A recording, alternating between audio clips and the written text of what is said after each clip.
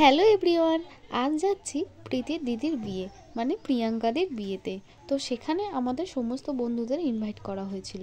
বিশ্বাস করো, মজাটাই আলাদা। সব বন্ধু বান্ধবীরা যখন একসাথে থাকে আর সেই বিয়ে বাড়ির মজাই আলাদা হয়ে যায়। এখানে এই বর চলে এসেছে, বরকে নিয়ে আসা হচ্ছে আর সবাই মিলে আমরা দারুণ এনজয় করেছি। আর এদিকে ব্রাইডের হাতে মেহেন্দি পরানো হয়নি।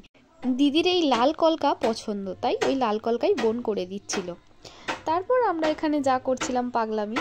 তারপর দিদিকে মৌমিতার একটু সাজিয়ে গুজিয়ে দিল। বরমশাই চলে এসেছে, এবার বিয়ের পিড়িতে যাবে। অনেকটা রাত হয়ে গিয়েছিল।